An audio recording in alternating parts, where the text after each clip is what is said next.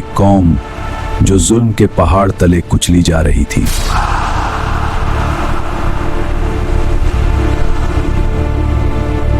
जिन पर रूमी हुक्मरानों के कोड़े बरस रहे थे।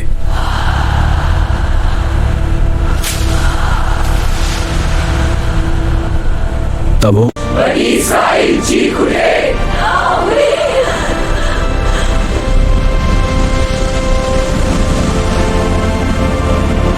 और फिर आसमान ने उनकी फरियाद सुन ली।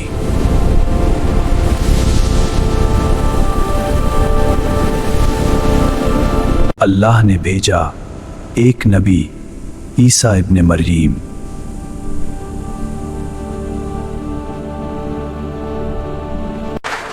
वो नबी जो उम्मीद बनकर आए।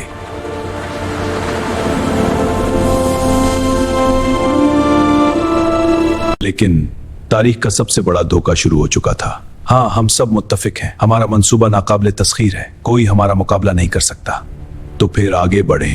जिसे कत्ल करने आए थे वो कहां गया?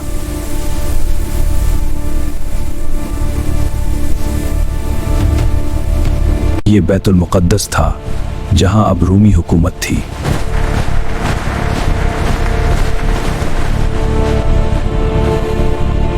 उसी वक्त हजरत ज़करिया मेहराब में दाखिल हुए। ऐ मेरे रब, मुझे औलादे सालेह अता फरमा, तो बहुत सुनने वाला है। उन्होंने देखा मरियम के पास अजीब रिज़्क था।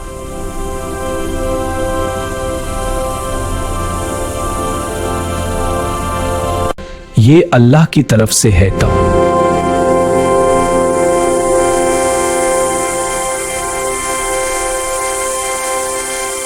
फिर एक दिन एक फरिश्ता आया।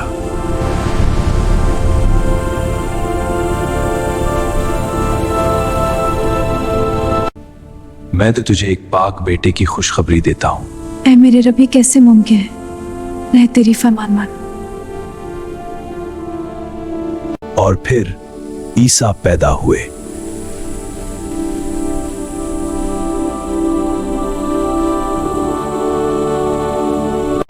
मैं अल्लाह का बंदा हूं।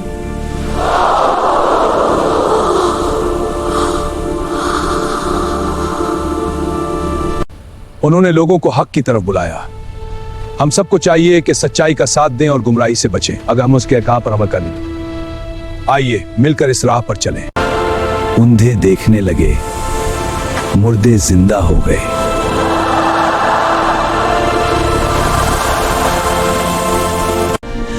लोग ईमान लाने लगे। अजी हाँ, हम सच को मानते हैं। ये सच हमारे दिलों को छू गया। अल्हम्दुलिल्लाह, हम सबको सुकून मिला। मगर सरदारों को ये बात बर्दाश्त ना हुई। रात तक मंसूबा तैयार हो जाएगा, हम तैयार हैं।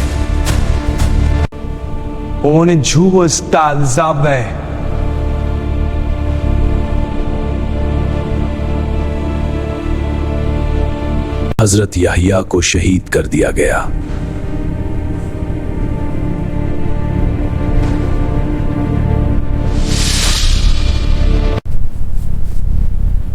अब निशाना ईसा थे।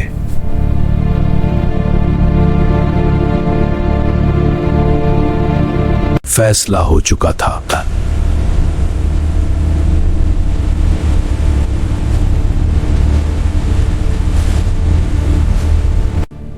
इस रात गद्दारी ने जन्म लिया।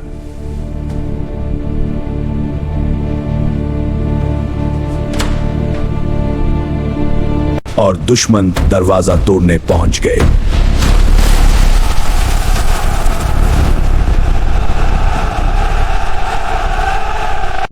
और दुश्मन दरवाजा तोड़ने था।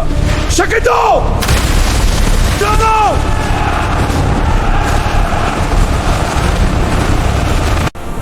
अल्लाह ने फरमाया, ऐ ईसा, मैं तुझे अपनी तरफ उठाने वाला हूं।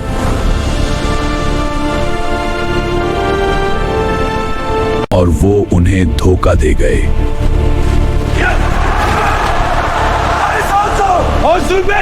से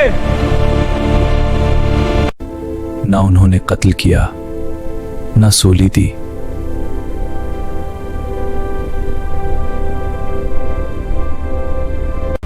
ये वाकया हमें सिखाता है